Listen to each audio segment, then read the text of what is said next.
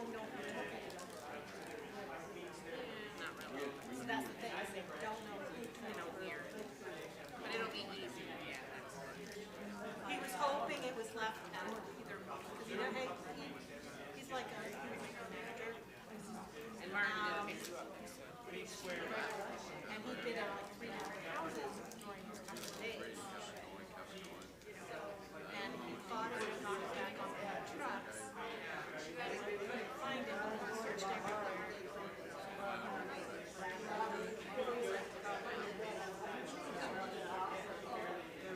And he'd already gone to the other house and it wasn't there. One was the last one.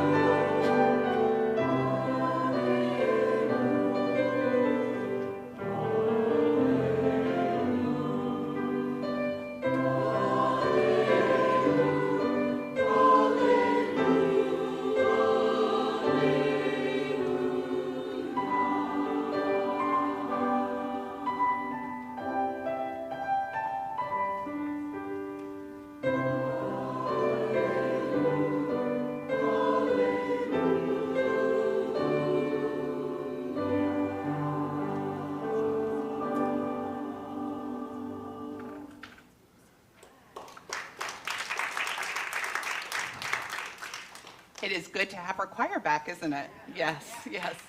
Double yay. Good morning. I welcome you to Holy Trinity. If this is your first time visiting with us, a special thank you. We're glad you are here, and I invite you to fill out the Taryn chair found on the back of your bulletin and place in the offering plate as it passes.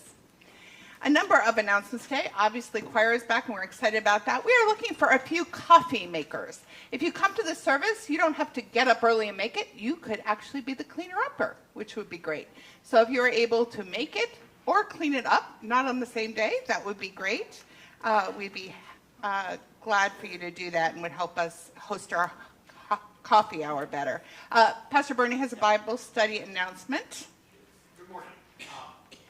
I will share with you that beginning on Thursday, September 7th at 6:30 in the evening over in the youth room of the CLC, I'll be offering a class called History of God.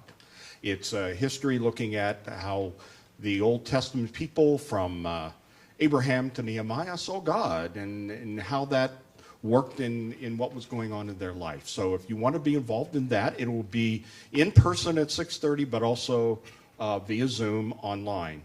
But if you want to be involved, please just let me know so I have your name, emails.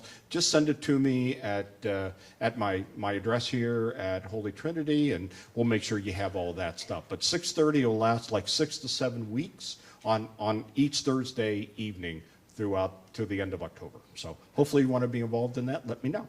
Okay? Emails on the back of your bulletin. We are looking at doing dinner church again.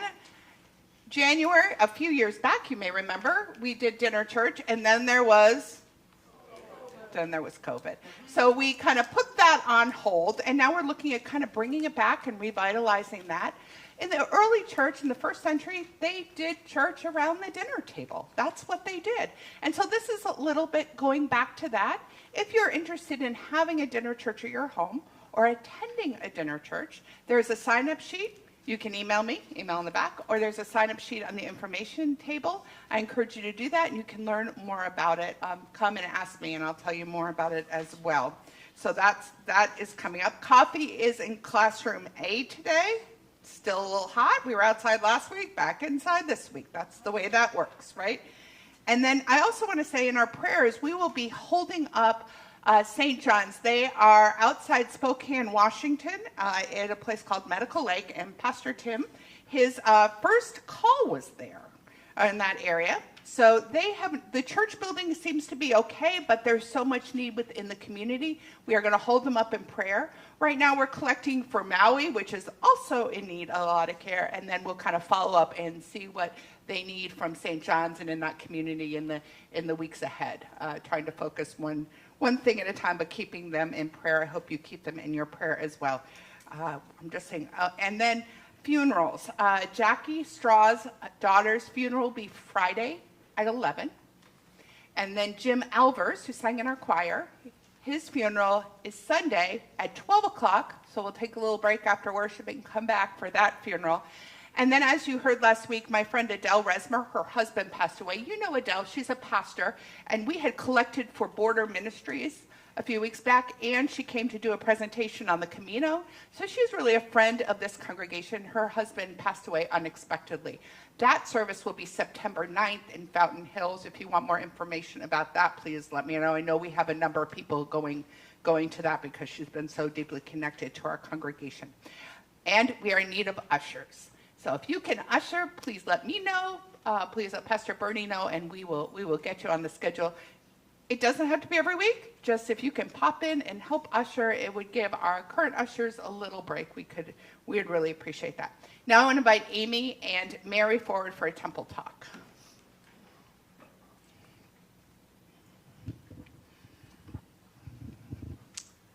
Good morning. Is this on? Yes. Glad to have you here today. It's good to see you all. I want to talk to you a little bit about the ELCA Day of Service, which across the country is September 10th.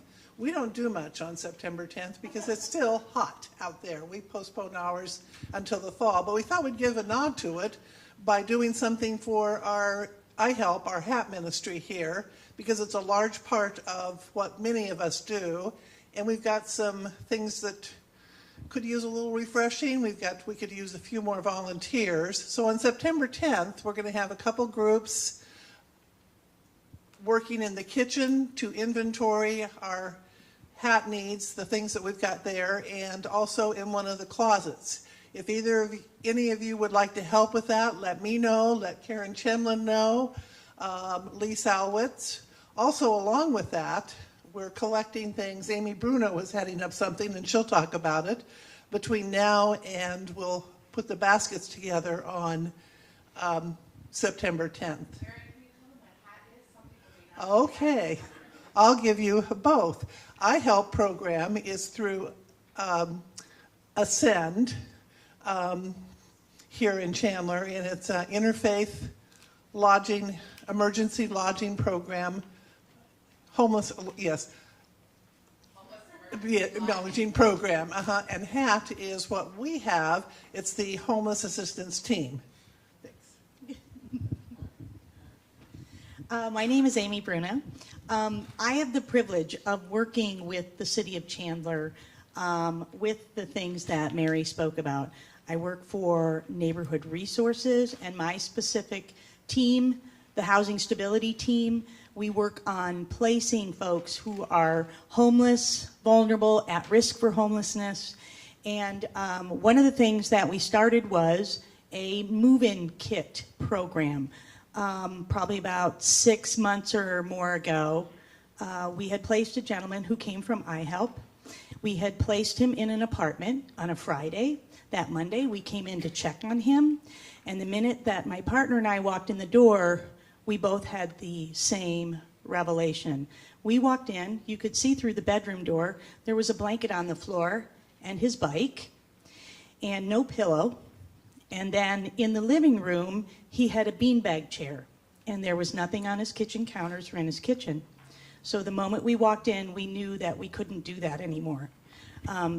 That, in my mind, is setting somebody up for failure, and our goal is to set these people up for success. We want them to have a chance to rebuild their life. And what we're finding is more and more folks that are coming to our programs and possibly qualifying for some type of housing voucher through HUD are coming from nothing. Even our housing choice voucher program, traditionally referred to as Section 8, has always been set up as an independent program. And so you would get your voucher and they'd say, here you go, and you go find some place that will accept it, and you find yourself an apartment, and there you go. Well, probably because of the pandemic and many other things, homelessness is becoming a real crisis, as many of you know. And so a lot of these folks, doesn't matter what kind of program they're getting in, when we place them, many of them, most of them have lost everything. They have moved in with a family member waiting to qualify for their voucher, and now we move them in, and we're trying to give them an opportunity to have some dignity in moving into a new place and hopefully have a better chance at success. So what we've done is set up a program where we have built a move-in kit. It's essentially just something like I said in the first service, I think that describes it best, like something that you would have sent your kids off to college